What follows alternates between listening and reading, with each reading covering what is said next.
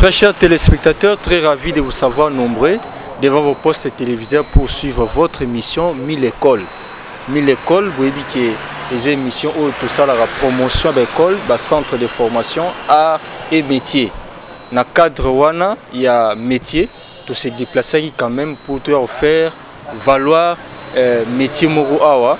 Donc tout ça awa na atelier moro tout ça présentement pour redécouvrir ce qui se passe dans l'atelier wana, pour redécouvrir comment le service ni les ala rendu dans l'atelier. On benga mettre yemoko poussana comme ça tout sur la mettre poussana comme ça tout solo là parce que tout yende panayo on se présenter dans les téléspectateurs baye bayo combo et puis aux mettre atelier au combo na on peut tout yeba.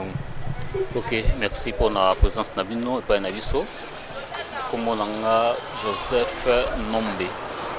Atelier Nabiso, comme on a menuiserie tombe dédiée avec l'esprit de Don Bosco. Tout ça situé dans Galema sur l'avenue CPA numéro 3, donc juste dans le deuxième virage. Donc menuiserie, menuiserie tombe dédiée avec l'esprit de Don Bosco. Tombe. Don dédié. Don dédié. Don dédié avec l'esprit de Don Bosco. L'esprit de Don Bosco. Ah, en tout cas, dans un kiri, esprit de Don Bosco, expliquez-moi ça. Bon, esprit de Don Bosco, je suis ancien élève à Don Bosco. Ah bon. À Kimboala, pour la première promotion. Et puis cet esprit de Don Bosco, il y a des jeunes qui sont utiles dans la société, comme ça, utile dans la société, pour apprendre un métier. C'est pour cela que j'ai dit que merci Don Bosco. Avec l'esprit de Don dédié avec l'esprit de Don Bosco pour expliquer à Don Bosco pour rendre les jeunes utiles dans la société. Donc c'est un esprit vraiment très positif. Ok. Donc rendre les jeunes vraiment utiles dans la société. Donc il y a Don Bosco. Oui, nous avons Don Bosco. C'est la formation qu'on a. C'est la menuiserie qu'on a. C'est la première promotion. Don Bosco Kimboala. Première promotion Don Bosco Kimboala. Mais aussi ici classe. Aussi formation na yo oyo ko sala atelier awa mais bételipsona li solo ya création atelier ngo c'est depuis quand aujourd'hui qui idée ya sala atelier et puis on peut merci Don Bosco ezali ki na neni et puis na circonstance nini bételipsona li solo. OK, atelier na sali atelier na zana en classe maintenant tout ça là ba pratique l'exercice toujours au sala on parce qu'on avait des prêtres blancs. Oui,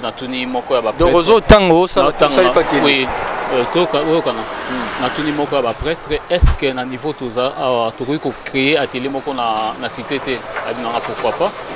Avec l'exercice au ça là, vous êtes capable de créer atelier na cité. On a maintenant la possibilité. Parce que Don Bosco na époque bandaki ba jeune mi bandaki ko peut s'attendre pour na ko la métier. Le bandaki ko bondela so ko bondela. Ko boyeko. Pour na ko yekola. Bandaki ko bondela biso voir même que bandaki ko peut biso au moins ça qui a masango ba manda chaque semaine. Pour encourager bien. Pour encourager ce pour na ko liaka ba 12h tout ça bani. Ben to bandaki ko kende classe OK classe banda tongo ti 18h dozongi nandao. Maintenant na solo na prêtre na sur le frère Guido. Non, non, passé dans grandes vacances, il avait l'habitude de faire l'air supplémentaire. Au lieu que vous fassiez dans l'école, vous travaillez à l'air supplémentaire, on vous paye aussi. Vous avez un air supplémentaire, vous faites vous travaillez pendant les 2 mois. Il y a congé, et puis on a fait un outillage pour la cité. Merci, mes camarades, parce que tu as 7 dans la classe. Baboui, c'est bon. Solo na baninga babi, c'est pratiquement impossible parce que on est beaucoup plus bon. Mais sinon, moi je suis capable de travailler les 2 mois au pesanga outillage na mabaya pour na banda télé na cité. Ndé après ça kinga, j'étais en deuxième menuiserie. Les 2 mois là j'ai travaillé et puis à la fin après singa outillage na mabaya ndé na banda ki atelier banda coûte na simaizine à Régie des eaux. Le Soko aussi qui me là, juste la première parcelle, on déplace la télé dans la qui donne des classes dans la télé. J'avais aussi des élèves dans la formés. Après ce qu'il y a outillage. Bon, après ce outillage, nous sommes menuiserie. Si Rabo, d'après ce outillage, il y a menuiserie. Et puis dans le stock, il y a Mabaya. Déplace la télé à Nebanda. Ben, c'est presque depuis 96 que na banda atelier. 96 depuis au Bandi Atelier. 96 style Lelo, ça fait pratiquement 25 ans. Hein. 96, ça fait pratiquement 25 ans. Donc vraiment donc Oumel Vuma Makasi. Sikoyo yebisa biso na nope. Ozala na lobi ozala na régie côté régie wana. Ah oui, ah, ça fait déjà combien d'années? Depuis Tokomi, ça fait au moins 13 ans. Donc ceux qui m'ont télé pour nous tout ça depuis 13 ans qu'on est là en pompage. Depuis 13 ans. Que vous avez un pompage. Oui, oui. Donc ça fait 13 ans déjà en pompage. Oui, au lieu de pompage, mais si vous situez bien expliquez bien nous pompage, oui pompage pour te rejoindre atelier autour salande net mutauti azana ba kitambo kuna ba bandal ba ipen peut-être ba mbudi mais quand on localiser dans atelier on aime bien. OK, soko uti kitambo oleki zela mai na deuxième virage. Deuxième virage pour ça même que mon atelier menuiserie donc dédié avec l'esprit de Don Bosco et puis on a image à Don Bosco les a placé en soko uti mbudi oleki sort des moutons oleki c'est vigné pour ça même OK entrée à Saint-Joseph pour ça même que mon atelier menuiserie donc dédié avec l'esprit de Don Bosco. Ah, menuiserie Don Bosco avec des places vraiment au Bungate. Il y a au Bunga vraiment té donc au Bunga vraiment té donc ils en ont pompage ils ont vraiment place au Bunga té de PC explication. Mais toko tasiko toza ce qu'on a kata atelier awa ba service nini au faka na population. Ba service nini o so ba ye na atelier na yo ba ye ba koki ko senga service mo kinga yo pesi bango sans problème na kata atelier na. OK, peut-être na ligne na pesa précision moko eza menuiserie Don Bosco, c'est don dédié avec l'esprit de Don Bosco. Même à ta pour nanata ba image au Don Bosco, j'avais demandé la permission. Il avait des prêtres blancs pour permettre que nana ça la image. Attendez, c'est image à Don Bosco na télé nanga ba merci félicitations. Et puis après avoir aussi sa classe nanga, j'étais retenu na Don Bosco comme ouvrier pendant au moins une année. Après ça, je suis allé travailler na Don Bosco à Sangamamba comme chef d'atelier pendant 7 ans. C'est de là que j'avais eu l'occasion de faire la formation en Autriche pendant au moins 2 mois. Tout ça. Toujours pour ça la toiture, tout ça garnissage, tout ça la haute ligne son meuble et andako. Nous c'est toujours pour ça là tout ça. Et puis nous avons aussi des jeunes au esprit au Don Bosco que j'ai accepté à former bango. Je les faisais au moins gratuitement. Sa formation. La plupart des jeunes, parce que l'élève Nanga Liboso, c'est un jeune qui n'a pas étudié. Élève Nanga Liboso. A Tangate, mais maintenant, Azana Ndaku, Azoko vivre vraiment moi si nae, na ban très bien. La maîtrisant Moussala très bien. C'est le premier jeune, c'est Moutombo. Donc à Tangate, mais c'est quelqu'un où a maîtrisant Moussala très bien. Donc à part le service aux offert dans la population. Menuiserie, garnissage, la toiture, tout ça ainsi de suite, ou encadrer un peu les jeunes, j'ai quand même une identité. Oui, tu encadres les jeunes. J'ai formé beaucoup de jeunes. Beaucoup. Donc, sur tel malade, je se peut-être qu'on passait dans la télévision, peut-être, bon, je ne sais pas, moi, au Banga, mais je me suis décidé à passer ma tournée, à solliciter. Bon. Espérons que ce n'est pas que ça a un côté de ça n'a pas au niveau allé. N'a pas eu que ça la méniser, n'a pas eu que ça la maçon, n'a pas eu que contribuer dans beaucoup nanga. Sans que nous dans la politicien tout ça parce que tout le monde a beaucoup plus dans le Congo, nous ça n'y a la politicien. J'ai pu aider mon pays. Prenons par exemple le Bano Baza Awa. Nous sommes pas orphelins. Parce qu'on va apprendre des métiers. C'est déjà quelque chose. Contribution nanga pour na boka nanga en tant que Congolais, ça suffit. Parce que Bano Baza peut-être Baleba Kuluna, lobby comme responsable, le monde qui contribue pour naï. Il ne faut pas qu'il faut comme politicien pour contribuer dans beaucoup en tant que ménisé. Je me dis que je suis aussi capable de contribuer pour Namboka. C'est ce que je suis en train de faire aussi. Et puis aux salons vraiment, parce aux OP ça d'abord service dans la population. Au-delà de service aux OP ça, aux formés, aux encadrer les jeunes. bazwa identité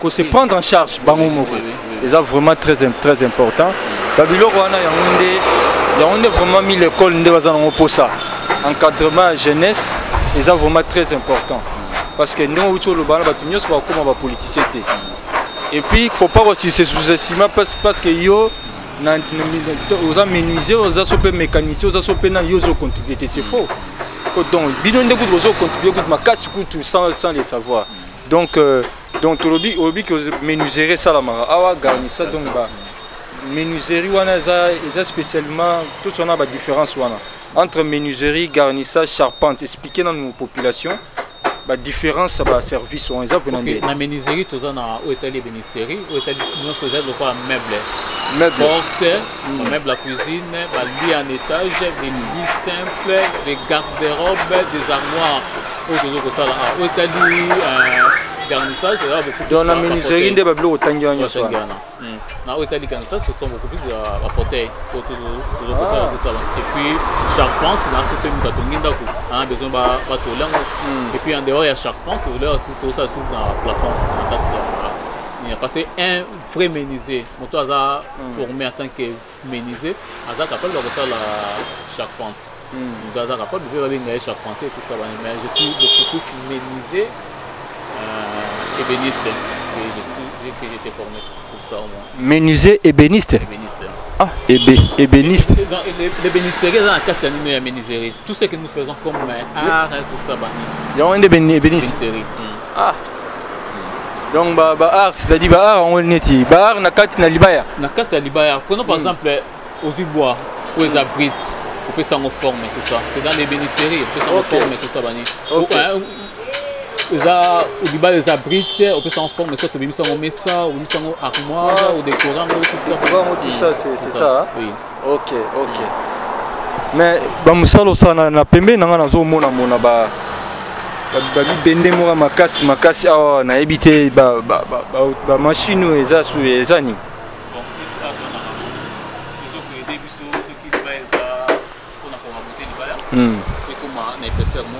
Oh rabo.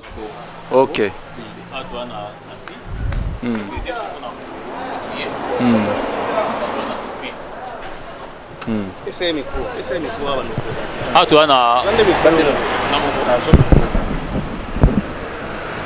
Toza na rabo ezokoyede biso mpona korabote mpona kosala ke bois ezala lisse epuis ezala na épaisseur moko fait rabote toza na si ezopermettre biso mpona kokata mabaya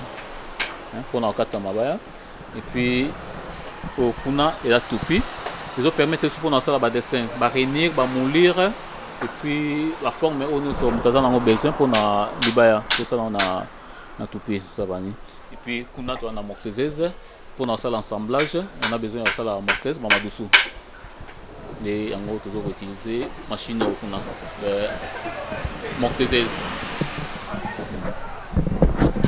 En tout cas, tu comprends que vraiment que Melanayo est pas embatté. Donc aux autres travaillent avec outillage au grand complet. Donc c'est du professionnalisme. Mais outillage wana ezaka outillage oyo basango ba pesa kio. En dehors on va pesa beaucoup plus manuel. Bon, on passe dans ma commission en classe. Et puis au monde en est na deuxième république partout au monde on engagé il faut avoir au moins 5 ans d'expérience. Moi j'ai dit que je dois travailler quelque part 5 ans d'expérience par rapport puis namoko na sala atelier nanga moté mané banati na kina beaucoup plus indépendant. Oui, et puis je me disais pour travailler bien à cité pour na bien il faut na ma machine. Sans machine ça sera vraiment difficile. Donc avec aide de Nzambe de réaliser que et puis j'avais eu l'occasion en 2009 quand j'ai travaillé à Don Bosco Sangamamba avec aide de la serre Hildegarde, elle était responsable pour le moment à Kinshasa Nasuka. Elle m'avait aidé à voyager. À partir de là, j'avais aussi l'argent de permettre à ma machine tout ça pour avoir investir. Parce que la machine est un bon belé.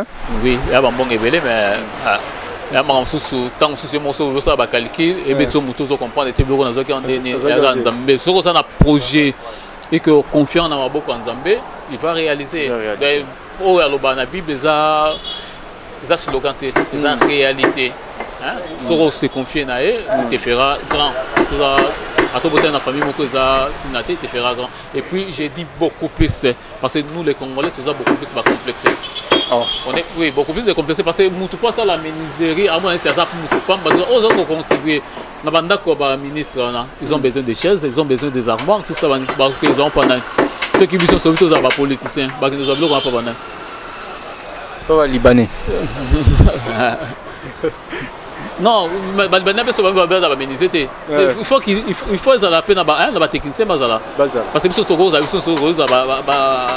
soit bureau tout ça bani même ce toro qui n'était que ça la droite ce toro ça était médecine nga naza ménisé ceux qui naza malade na ke lukanga munganga peso za besoin ya meuble mon anda kune kwa ko lukanga mote kineza epesa kitoko makasi mais on ne doit pas se sous-estimer tout le monde a net biso ba technicien qui bato suka tout ça bani moi j'ai dit non ça j'ai dit non hein toi bato suka te moi j'ai dit non. En tout cas, au lobby formé belé, bah monsieur peut ba bimi ba sali ba comme indépendant. Na télé nous là on appelle moi ba jeune bazar ou ba monsieur bazar ba bimi nan terre.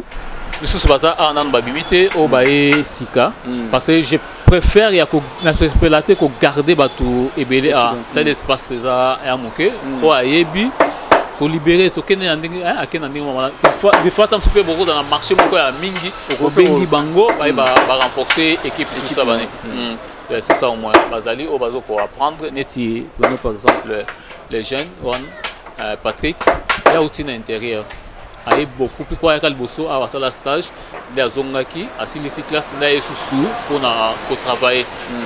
Donc na sangwa memaki kuna par rapport à kende to memaki to yambaki bien azongi azana azo ko travailler place na tout ça ben bango on a préféré ba loba que par rapport kinga na loba na place na bango parce que n'attend dans azo ko mi kumbi ça mon non c'est à eux de parler au moins c'est pas to solisa bango to meka Patrick poussana boye poussana Poussana to solisa ba o se présenter na ba téléspectateur ba hôtel so pesi combo comment on a Patrick Monambelo na travers l'atelier merci Don Bosco et pas maître José Nombe na uta intérieur na rasai musika 2019 na salaka na sala stage nde na komi kuna na intérieur précisément na rasai na mapangu kota ilebo kuna de la main était côté aussi maté fondation na Richassa na atelier merci Don Bosco et pas maître José Nombe de la formation bien que na bon ça peut avenir na ngai formation nini oyo déjà oyo na moment de ne tozalia yo ebini na moment tozawa na sala ba meuble oyo menuiserie ba porte to monter ba meuble la cuisine donc meuble la menuiserie nyonso to monter garnissage tolage to sala yo sala na sala kango ça va sikoyo yebisa biso na temps oyo sali oza sur biloko mususu kana obakisa pour kende liboso na ndenge naza boye naza na posa na bakisa su maele oyo yaye oyo za ko bomba na ko kape ko koma niveau oyo ya komi nde nazo luka sikoyo donc naza nanu fo na tonsa nanu maele na bakisa nanu nde emoko ko libérer nga nde ko libérer nga moko na ko milongola te. OK, merci beaucoup. Yo mo se présenter à les téléspectateurs hein. OK, merci. Bonjour. Kombo nanga Marcel Kenen Estron naza na élève ya maître José Nombe na atelier na merci Don Bosco. Toza ba nouveau élève yo te ko sala stage na biso wa pa maître José Nombe parce que yaza puto na matadi kibala. Naza na matadi kibala ni na yaka parce que to tiki ba atelier beli kuna mais to yika parce que to yebi o ya zali o toza na ngo besoin za to zo o pe ya za na ngupo to tiengo na mutu to koma pelo kwa ya ye abino bomoni ndebino uya pona vous passez pour l'équipe atelier belé ndebo yika ko se retrouver ne mo boyibili pourquoi ni mo pas se présenter qui ça la ka ba biloko ebele tellement ebele mutu mona ba la kisabino yango pe bo mona bino moko. Siko sali combien de temps déjà depuis hier? Ah déjà sali 2 mois. Ah 2 mois kaka. 2 mois kaka. 2 mois ebele pene le côté na pene ebele le côté la vérité. Et fa eza vraiment moi ndambo apesinga eza vraiment na motefandi. Il faut dire na mois 2 mois. Mois 2 mois ka eza. Siko na 2 mois ko sala nini? Non ça meuble la cuisine. Ah 2 mois. Oui, vérité. Parce que nga mono naza concert naza que parce que naza da tant ya la kisingai eza ile mo le fende dana mutu parce que naza déjà eza ka souci na ngai naza la menuisier maître vraiment menuisier tant on pense tant maître wa sanga sala bo dès qu'il a la kisangai naza maman ko sala maman parce que tant on mona tant on peut sangelo on a sala non sala on a facilité parce que pour yebelo ko eza ka que faut sala bambule ebele so za dana mayele za da ile ko mesana ngo ozana facilité o sala ngo je peux bolingi bo mona yango je me suis boye ba pesanga biloko na sala na muscle mo bo filmer bo mona siko zana no bien au mona ke no bon pour mo peut-être vous allez mona koki non non té au moni ko mo saba meuble ya cuisine wana au moni ko mi danger o kende ngoni ah te biso to zana nous vraiment des pena biso tant que non te éviter c'est le roi Jésus Christ ndalo bia ke imbula ko zonga te éviter le roi ngai pe mbula no ke na ebi donc te mais tout ça non ah toujours vraiment formation ma casse c'est pas maître José Nombe tout ça vraiment toujours je dois quoi apprendre 4 jours siko ah au sali 2 mois le but tout ça au futi combien ah na futa qui $20 pour une comme ça là $20 ah programme ça la 22 on a des avances hein et on les avance siko au futa combien faut la futa $50 pour une na ba tabac na ba casier tout ça ainsi de suite na ba tabac t donc avec $50 au yebi musa nous sans problème sans problème donc au PC à $20 na yo et puis au bac ça $30 au etikali tout ça ainsi de suite siko bosala ndeni tout ça pour vendre banda tongo ti pourquoi les gandeni les carrément qui to ko makas to yaka sombeli biso bati maître moko sombela biso ti to mbelo mo to li pa 500 mo moni uta no asombelenga lipa 500 lipa 500 ba cha mwamba na kopati non mais là na pourquoi on a après midi à 12h on paie moi 1000 francs to lier et puis vers là 15h juste to rouler après ça aux gens sous matériel qui va bien au vivre à côté tu n'as après c'est un transport pour la zongi donc non na pesi muki maintenant je vais délai donc ça va merci beaucoup Boni papa yo mo se présenter à ba téléspectateurs bon ngai Morgan MU ba benga ngami MU na moka ba technicien do machiniste machine do na maboko na awa tuza calme pena calme yo mto mbetiza pena ba machine makasi donc à part machine tuza suna menuiserie charpente garnissage donc tout na kati donc tuzo pena formation nyon ceci comme yo sali combien d'années déjà bon 8 ans déjà yango 8 ans na bimaka peso na zikop nanga na ke nanga na sali nzela mai toate to leza nzela mai ngai nde donc na grâce ya awa nde kendo sala na beta toati wana na ba chinois bazwanga le roi chef ya ba technicien tozake belé ba papa mibimba donc na grâce ya merci Don Bosco na simave nanga José Nombe nde nazwa sous grâce wana ti lelo na sala ba pe ba ndima donc talara bino monde bokuta biso bon 8 ans obimba 8 ans obimaka te 8 ans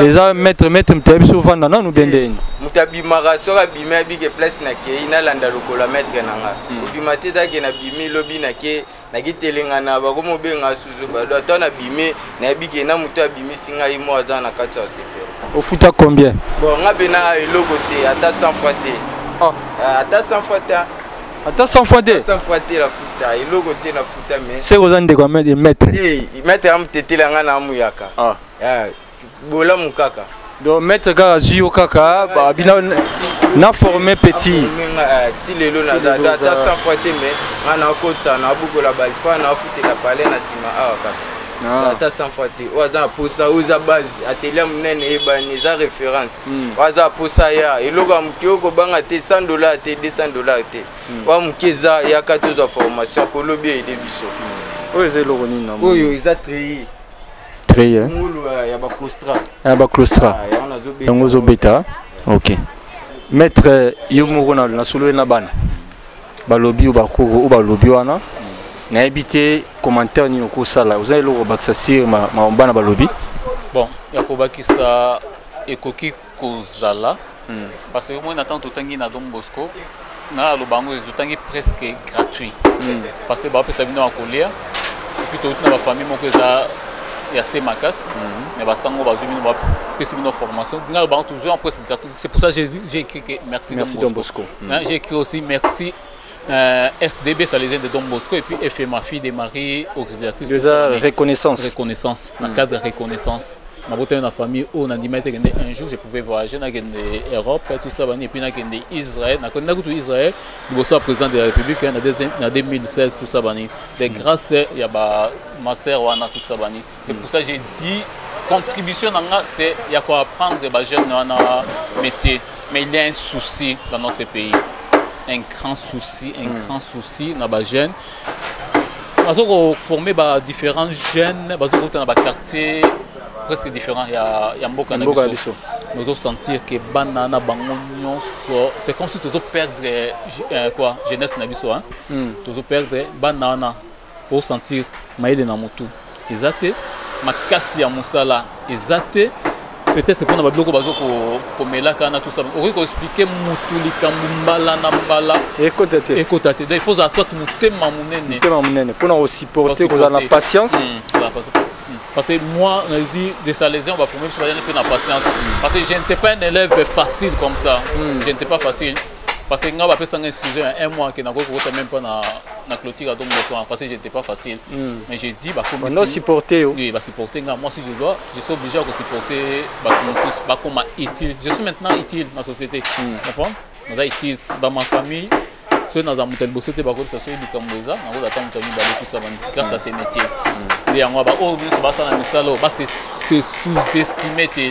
Bah mon a technique ba pas tout ça ça m'a permis de voyager, ça m'a permis d'acheter la parcelle, construire tout ça et puis Yakoba là normalement grâce à ces métiers. Tout ça qu'a série et puis ça va payer. Très chers téléspectateurs, mon commentaire est bel au salle les athées, au monde de solo il n'a maître Yomoro to solo il n'a pas jeune. Nous sommes des interpellation. Il faut révolter yo. Yom tozan andaku et révolter yo. Ba jeune bah c'est décider bah ya bah quoi apprendre métier, bah maîtriser métier. Lobi lo ba la lanzalate. Yo lo ba masa bokela ngamaton. O masa yo lia yo moko. On va oublier c'est bon que va lire à Iban Moko. Si vous avez besoin, Olia na Mutokinayo, c'est le moment ya se lancer. Ba mususu va pèser l'autre côté. Ba yeka ba zu bango par amour. Ba mususu va pèser mbongo ba $20 wana ba $20 c'est comme $20 mais aux Olia, aux anati, aux mela, aux anati, aux Olia ba pèser na mbongo transport na $20 wana. Même si on a complété $30 et représenter combien tout ça à 2 ans, 3 ans, 4 ans, 5 ans. Donc, on a que mettre à jour pour accompagner la jeunesse à s'épanouir aux autres métiers. Donc, tous on a raison, il y a aussi ma machette. Réseau tes hommes qui étaient en bête à bombe, toi, réseau à mon côté. Réseau zate à hôtel et manakouin, bah, bête à mato le zate. Oh, tout ça là, tous au courage, tout kende, quoi apprendre à tout niveau. Maître, namoni Moussa les a tellement makas, namoni atelier, en tout cas, ça a beaucoup de la couture. Donc pour ma baille donc en tout cas il faut zalaraboué. Il faut zalaraboué pour les 5 ans ndengwana. Mais si quoi na musalo bandi abando vandi a sobé 13 ans, 13 ans me kokia ba difficulté ni non kuta non ba passe ni ba bilo ni kuta non ça la repasse. Bon, ça la passe ya makasi d'abord ba service à l'état. Service à l'État. Service à l'État. Donc, Ndenge Bayaka, vous n'avez pas l'idée. Dans mon collement, il y a 5 services. Et puis je me demande, le temps où à mon côté, pourquoi pas qu'on s'engage à un service à mon côté, et puis il y a une répartition dans le bon bazo. Il faut dire un montant on va répartir dans le bon. On va la tracasserie.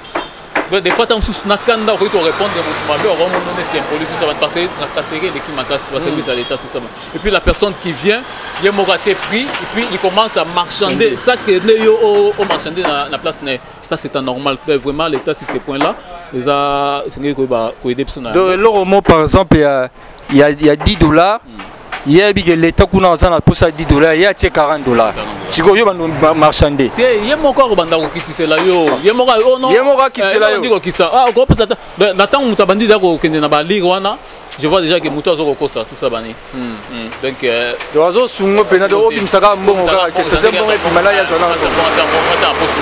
et puis, deuxième chose, le président de la République a dit qu'il veut faire des millionnaires congolais. Oui, à l'Oban. Dans le domaine de la menuiserie, sans courant, vraiment, il y a zéro. Courant, ils ont dérangé sur ma casse. Pour eux, ils ont un groupe carburant, tout ça, ils ont un courant, ils ont très bien qu'ils ont un groupe, tout ça. Dans le moment où ils ont un courant, ils ont et puis, ils ont un escroc, et puis, il y a un client. On va moins serré tout ça. Peut-être qu'on n'a pas besoin de moins serré. On a posé à cause de la moussala comme il faut, à conserver les clients comme il faut, mettre courant et autres travailler du saut. Et puis je ne sais pas, ça je ne dirais pas que le président de la République, ministre de l'énergie, Ozana pourquoi. Le président Aza Papa, Aza Seconde, Nabino Bané, Ozana Bossalani. Est-ce que vous avez aidé Nanine tout ça? Il ne doit pas être partout, tout ça. Vous devez être là, vous devez travailler. Et puis j'ai vite compris dans Moka, si on est leader, c'est comme si responsabilité, non, c'est faux, tout ça. Est-ce que vous devez permettre de vous aider? Ministre de l'énergie, vraiment, s'il vous plaît, on a un problème à casse à courant.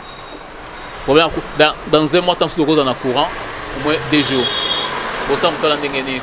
On aura des millionnaires congolais quand des difficultés dans la casse.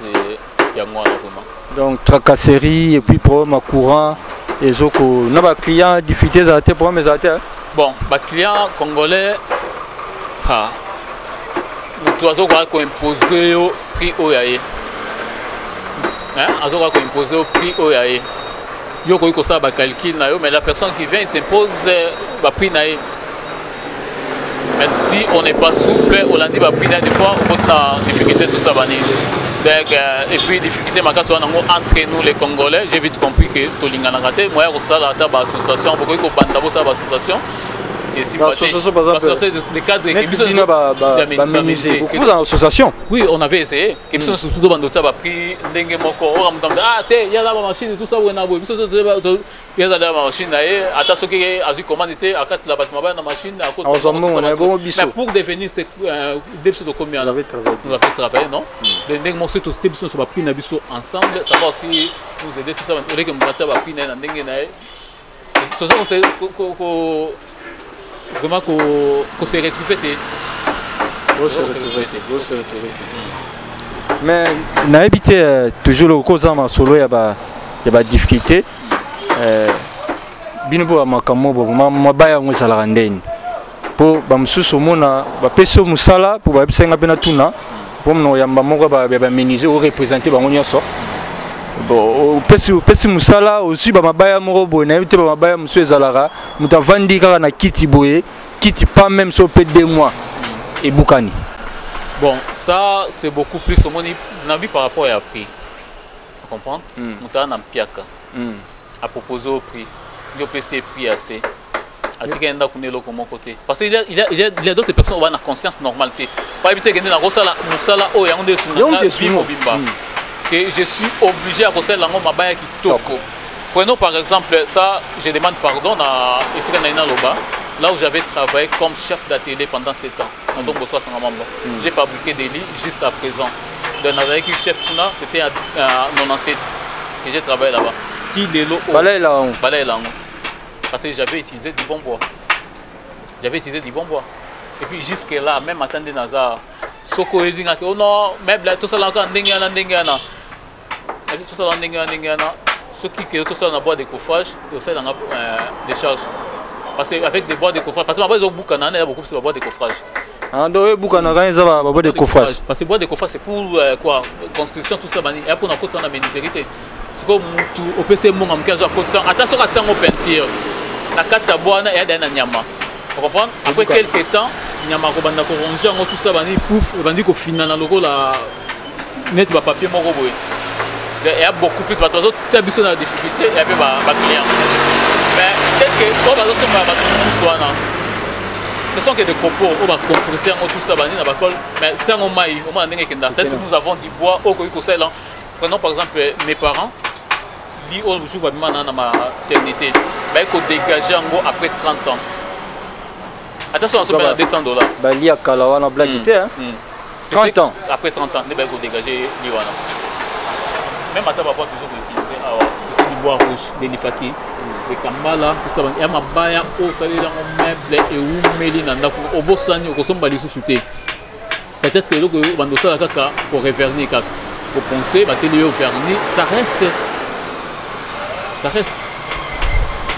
en tout cas tu comprends que la difficulté c'est belé l'état n'a biso à faire accompagner bino ba taxe belé non tu ba ko sala guichet mo unique ba on va fixer quand montant moko yo fouti ba kaboli kuna na kati kuna sans problème et puis problème à courant sans courant ou bisinga ke bo sans courant vraiment donc pas ces makasi mais toujours kende petit à petit vraiment na suka ya masolo na biso et c'est vraiment za makasi parce que en dehors il y a le service aux européens à la population aux européens qui encadrer population aux former population c'est très important pour lobby on peut pas comme indépendant comme étude dans la société donc vraiment balani penana vision pena à 1000 écoles donc c'est très important mais n'habiter tout comme dans la fin de l'année bah jour dans quelques jours à tout as déjà 2022 n'habiter aux autres Kansani pour l'avenir est-ce que merci Don Bosco à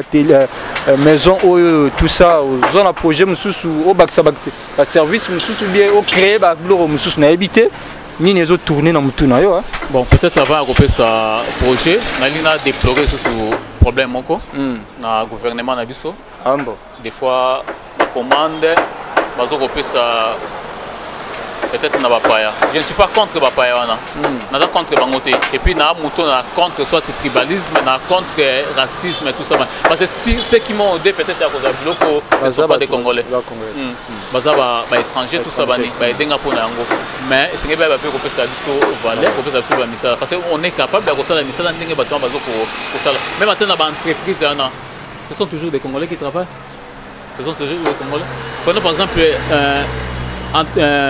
société Zénith bato basali ba passerelle là babande na miniserie na place à maman langi na kitambo wana la plupart ba jeunes on a bandé ko travailler na bango awa de la tinde kuna moi 60% ba jeunes on a bandé ko travailler parce que moi dinga ka ba travailler na non na za projet nanga na tinde ba jeunes moi 60% ba jeunes on a bandé travailler na bango na tinde bango kuna de ba travailler mais ces gens là il a gagné beaucoup d'argent à cause de soit à une on a tongo na pourquoi on a eu avion on n'a pas na bango tout ça bani mais maintenant nous pour appeler ça au combat c'est tout un problème nous avons un projet toujours remonter ba banc dans le cadre de la gratuité peut-être dans un mois pour exposer moi tout ça bani vous montez ba banc pupitre tout ça dans le cadre de la gratuité pour exposer moi de sorte que l'état na biso sera ko aider biso à sommer ça va nous permettre de continuer à fonctionner bien ba banc monsieur tout ça bani vraiment au projet za makasi beaucoup plus pour nanga na cadre de les métiers nanga ya ça la centre de formation ya monene pour na former toujours ba jeune parce que ça souci nanga des fois tant souci nanda kuno olali na pongia malam au lieu très bien c'est ngoi ba ki une famille moko quelque part balali nzala baliete et puis un ba jeune souci quelque part bazanga ta mbongo ya kokende na classe ya autant na classe tout ça bani bazanga ta mbongo maman mususu na senga $20 pour moi na ne aye ko la musala akenda libela parce azanga ngote ana ngote donc quand ça que mtosali na côté azanga ngote yo lo bagara $20 à pamba basengi yo tout ça misate azanga ngote donc c'est ça mon souci ya ko aider parce que pona aider jeunesse à Congo et c'est dans la députée hein oui c'est que des bas voter tout ça non je n'ai pas besoin de ça et puis dans la procès à cause de la même temps dans le monde de la politique là où je suis très à l'aise dans servir les jeunes au bazar reconnaissant au bazar reconnaissant ils amènent dans le foot c'est ce que je suis en train de faire ma projet zali à ça vraiment centre de formation il y a ma casse il y a mon nez pour na ba jeunes tokomi vraiment na suka nayebi te soki oza na momoko ya koyebisa na osepela kutu otala nde caméra comme ça s'adresser na population bao baotala biso oyo bakopesa pe confiance na atelier oyo. Merci Don Bosco oyebisa bango oyebisa bango par rapport à service oyo boza nango awa par rapport à vision na bino et puis oyebisa pe gouvernant oyebisa bango otala caméra comme ça expliquer bango. Ok, merci beaucoup na présence na bino na atelier na biso na kolobelo komoko d'abord na biso ba congolais parce que ceux qui m'ont ça la technique vraiment il faut dans la zone bandé batindi na technique. Or ce n'est pas ça. Pour dans ça la technique il faut mutu na yo et ça là mutu il faut et ça là pour dans ça la technique. La plupart des Congolais dans ça la technique té vraiment par exemple ça moko ya bazoba. Or non et puis na ba ça les technique tout c'est sous-estimé té tout le monde a té kende toza batu ya suka na mokilo non toza ko contribuer ebele na bandaku ya batu. On a besoin de charpente, c'est nous, c'est ça la charpente. On a besoin de porte, on a besoin de kit, on a besoin de tout ça, toujours contribuer. Alors on doit toujours continuer dans l'œuvre en Zambie. Il y a tout ça, tout ça, tout c'est sous-estimé. Et puis on a conseillé sur la casse, na ba parents, pour baza na ban na ba frère nanda ko asa eloko moko te, botinde la biso bango, ba kolanda formation na beza ofele. Ata mwana naza ndenge nini tindela ngai parce que na lobi yango parce que to ka ba parents mi babake moi ngaza maile na classe tout ça boy na boy mais papa ya zoba na ba parents nyonso azala raté mais parents zoba bango so maile total à niveau mboka na biso ezali batamaile na batamaile ta niveau mboka za je n'étais pas un élève facile mais qui facilité mais grâce à la formation na zui et pas ba salésien de Don Bosco na komi élève facile et puis na komi responsable au lobby du Kambu batu ba yoke tout ça bani botindeli biso banana o bazo ko traîner pamba na ba quartier ko fanda na nzela ko ndobetaka batu matolo mopao avant moi j'ai donné na banda ko pesa bango et puis maintenant je ne donne plus na bo parce que non ce sont des fenêtres vraiment c'est tu vois ba yuma no que ça là ba no pesa bango on a pesa raté mais ce qu'on a besoin bongo ya ko ikola musala parce que au kokoma indépendant au dépendre na mutu moko côté vraiment na gouvernement congolais parce que on tourta ma comme ça na niveau ya chef de l'état il a beaucoup moi je me demande est-ce que là la rapongi na makambo nyonso batu bazo ko senga tout ça mais est-ce que le gouvernement momba boza wana botiki la charge kana na mutu moko bo pesa biso pe misa net ata ba ban o ba pipito bo pesa biso pe marché wana to ko sala ngo très bien vous ne serez pas déçus plutôt ça on a pris à bien na mabaya ya bien bo pesa biso confiance ya ba ban na si dans un mois to ko sala boko mona nde na babaki ke mon souci est à contribuer à la formation avec aide en Zambie to ko somba espace ya munene pour former ba jeunes congolais. Et puis la population mobimba ya mboka na ngai Congo nous devons agir. Nous devons agir, nous devons travailler. Dans ces pays, tout le monde a battu sur bazo koya, ba maboko pamba lobby obenge patron tout ça bani azumbongo kaka a na Congo tout ça bani. Kokanga maboko te vraiment Nzambe apambola Congo, apambola ba konzi nyonso ya mboka na biso, ba konzi ya Église et surtout papa nanga pour former des frères salésiens de Don Bosco, père na frère et puis na sœur salésienne au adoptanga pesanga chance à travailler na bango. J'avais une année d'expérience patikelanga atelier monene na dirigé et que j'avais dirigé pendant au moins 7 ans, une année d'expérience et j'ai fait des choses ceux qui vont comme place là. Vous serez étonné au moins. Vraiment merci. Rappelez biso adresse il y a atelier pour notre service monsieur pourquoi pas. OK, merci tozana commune Ngalema juste soko outi kitambo magasin. Nzela ya mai, to benga nzela ya mai. Deuxième virage avenue CPA numéro 3. Numéro de contact plus 243 81 690 34 15. Vraiment, je vous aime. Plus 243 81 690 34 15. Très chers téléspectateurs, commentaires vraiment au sala Ezate, Bolandi Binomoko émission de début jusqu'à la fin, ce que toujours comme bon moni ba service au ezali au atelier merci Don Bosco aux Européens sabiso déjà la population menuiserie garnissage charpente nyos ezopé sama bon moni pe aspect il y a formation encadrement jeunesse donc les interpellations pour nayo dirigeants les interpellations pour nos parents, les interpellations pour nos jeunes place au Vani na palais. Au-delà de ce sala, il faut qu'on bakisa au étali ou métier. Bisous notre vana na bureauté. Tu retournes en boga na kata bureau karaté. Faut sur le terrain. Yekola identité, mettre ça clair avoir ça clair. Yonde poussana verrier. La qui ça souci aux gens pour nous apprendre, il y a quoi apprendre aux identités comme indépendants d'NP, bah jeunes gens belé ou bah l'équipe à mettre bah comme indépendant, n'ayez pas toujours reconnaissant aux autres même dans malobanae, à toujours reconnaissant na bah au bah s'allier les lots à comment à comme donc bah les gens na terrain na yo, révolte-toi, prends de bonnes décisions pour l'avenir na yo. C'était bel et bien votre mission que vous aimez beaucoup, 1000 écoles. Alors, tu sais bien qu'il n'y a pas que tu n'as pas mis l'école, tu as bien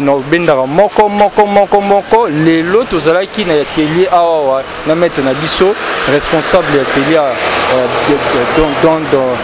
merci Don Bosco, et puis Bolandi comment les choses se déroulent. On va se fixer donc rendez-vous donc la semaine prochaine. N'oubliez pas, vous nous regardez aujourd'hui le vendredi à 13h50 sur HT Télévision. Et là, vous avez encore la possibilité de nous suivre les dimanches à 18h, toujours sur la même chaîne. Et votre fidélité nous fait plaisir. On se retrouve prochainement avec le même plaisir. Ciao.